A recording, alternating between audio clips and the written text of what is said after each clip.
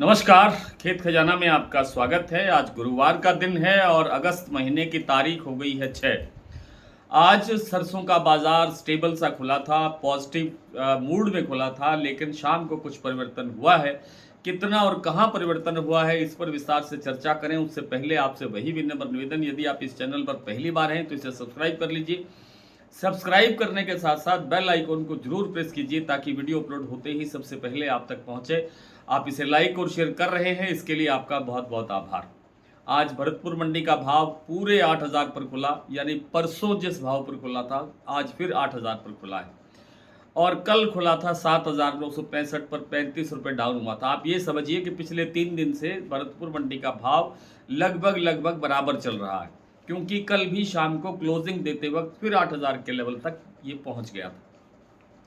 जयपुर का भाव 8,450 रुपये फिर बन गया है, क्योंकि कल 8,425 रह गया था। चरखी दादरी दिल्ली लाइन पर कोई परिवर्तन नहीं है, एज इट इज भाव चल रहा है।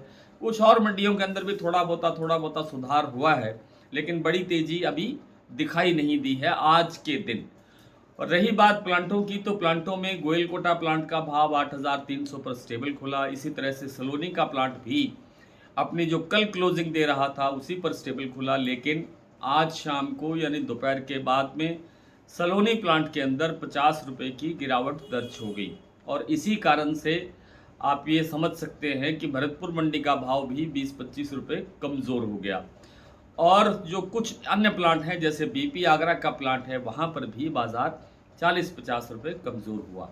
लेकिन ये कोई कमज़ोरी नहीं है, क्योंकि दैनिक आवक आज भी 2.5 लाख बोरी तक ही सीमित है। इसमें कोई गुंजाइश नहीं है आगे बढ़ने की। और विदेशी तेलों में आज हल्का फुल्का दबाव है, थोड़ी सी गिरावट है। केएलसी भी थोड़ा डाउन चल रहा है और थोड़ा सा शिकागो में भी दबाव है। और शिकागो में दबाव के चलते ही, केएलसी में दबाव और शिकागो के दोनों के दबाव के चलते ही आप समझते हैं कि घरेलू तेल बाज़ार पर इसका इफेक्ट आता है थोड़ा। और उसी इफेक्ट के चलते आज शाम को थोड़ा सा सरसों पर दबाव आया है, लेकिन ये लंबा चलने वाला नहीं है। बाज़ार ने आगे बढ़ना ही बढ़ना है। सरसों का बाज़ार, जिसे आप नियमित रूप से पूछते हैं कि क्या करना चाहिए, अब जैसे जैसे बाज़ार आगे बढ़ेगा 8,000 तक तो भरतपुर मंडी का भाव आ गया है।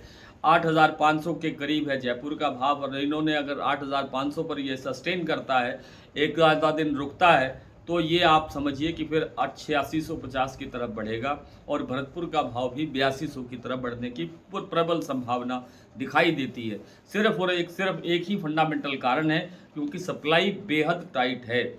सप्लाई आगे बढ़ने की गुंजाइश नहीं है, विदेशी तेलों में मंदा रहने की संभावना नहीं है। इन सब कारणों से बाज़ार आगे बढ़ने के लिए हमेशा मजबूत दिखाई दे रहा है। तो कुल मिलाकर आज की मंडियों की स्थिति और आज के जो प्लांटों की स्थिति है वो आपसे साझा कर लेता हूं। भरतपुर मंडी का भाव 8,000 खुला था। इस समय कहा जा रहा है कि 15-20 रुपये, 25 रुपये बाजार थोड़ा डाउन है।